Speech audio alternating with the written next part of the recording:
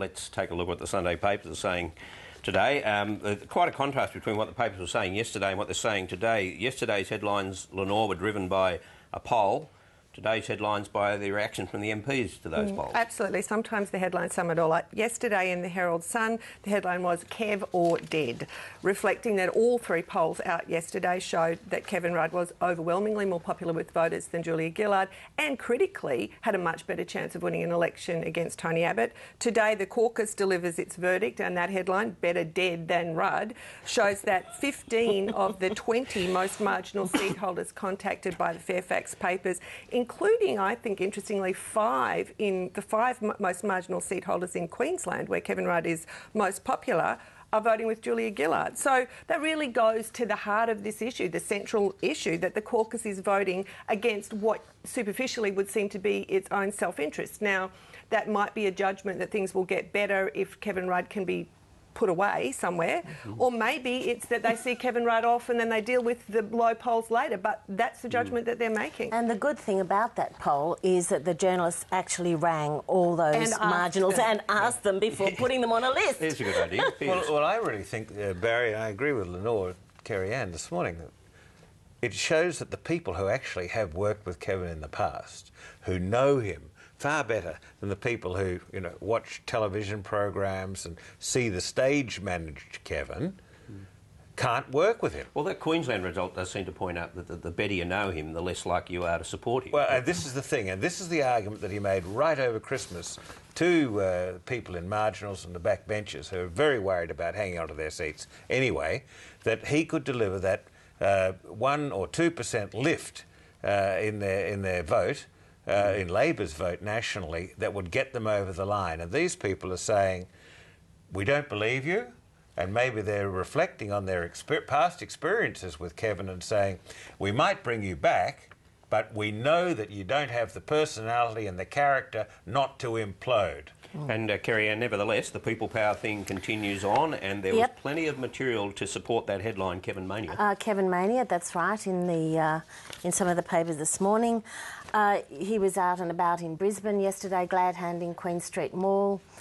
There was a lot of folk attached to him, hanging on, particularly young people who I don't think really it was about Kevin, it was about getting themselves on the camera because they were waving behind him and all that sort of thing and having their photos taken with him. This is exactly the pitch that he wanted. He wants to show that Australia is behind him, even if the caucus is. I mean, his whole pitch about Labor traditions and valuing what the Labor stands for actually doesn't matter in this instance, because he's saying, let's bypass caucus, let's show that the people are the ones that want me, and then force the caucus to make a decision. And he's also using his wife, Therese, and she was she's gave doing an interview to one of the papers. Yep, she's doing I'm standing by my man type of interview, and she said that her husband has changed, that he has learnt that taking responsibility doesn't mean taking over.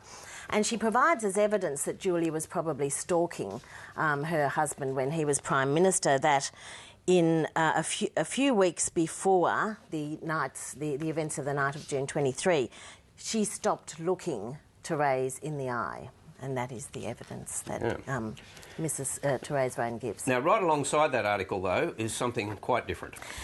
There is an article by Samantha Maiden, More Dirt as the Stag Night gets an airing. It's an event last year at the Stag Hotel in Adelaide, where Kevin was supposed to have called Julia Gillard a childless atheist ex-communist and bad-mouthed her to all and sundry there. This was an event organised by the former Premier Mike Rann. Kevin Rudd's office categorically denies this and says it's all lies, but there are a number of people that Sam Maiden has talked to that substantiate that he was on a rampage, calling everything under the sun. Some are saying they're prepared to sign statutory declarations to that effect. That's right. A lawyer there is prepared to sign a stat dec, so that pretty much says anything. That piece really tell us a lot about how far this is going and how down and dirty Labor is getting with this. Now, I don't know if it's true or not. There are people prepared to sign statutory declarations, but obviously it was put in the paper to damage Kevin Rudd. Correct. Clearly it damages Kevin Rudd, but I wonder if the people putting it there have really thought it through to the next level, because now, on the record, is the alleged fact that the former Prime Minister called the current Prime Minister an atheist, childless communist, which is going to stay there and stick there. I mean, have they really thought this through? But Lenore, I think that you know, that's the backstory to this whole crisis. I mean, the epithets that have been hurled back and forth through this have really peeled away the facade that both the Rudd and the Gillard governments have been operating behind. Now, insiders in Canberra may well have been party to all of this, but it hasn't really been written.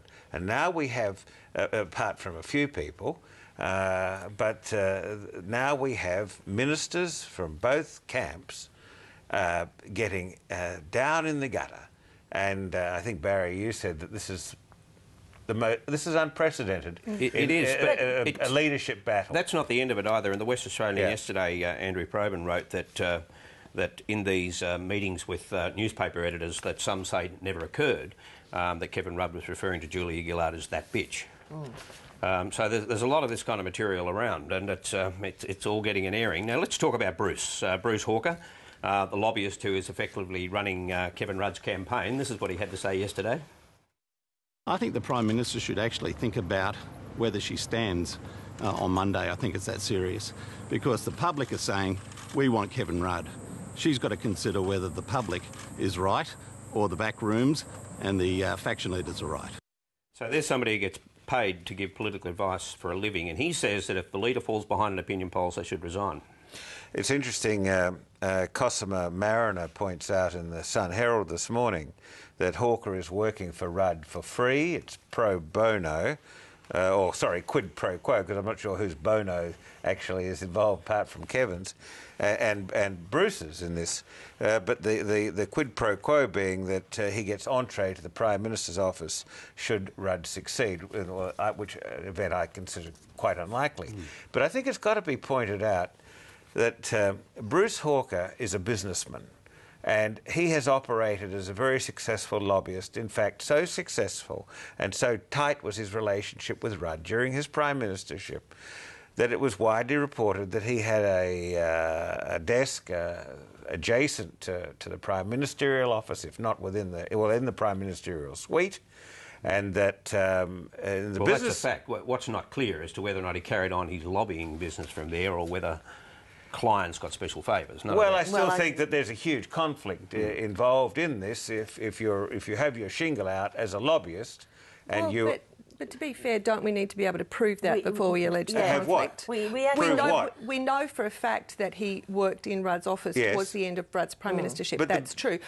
But we don't know for a fact that he continued to work as a lobbyist for paid clients during that time. Well, I certainly have never seen that proven anywhere. And to make the allegation of conflict of interest, you'd need to be able to prove that. But isn't the bigger point, though, that for all the allegations from the Rudd camp about faceless men running Julia Gillard's campaign, you actually have... Well, I mean, who elected Bruce Hawker to make a comment like that yesterday? That's a very, very valid point. Well, I think, Lenore, what this goes to show, though, is that if you're mounting a leadership challenge and you're appealing to caucus and to the public, then you want a credible face, somebody with integrity from your side, somebody from the ministry to go out there up front and first.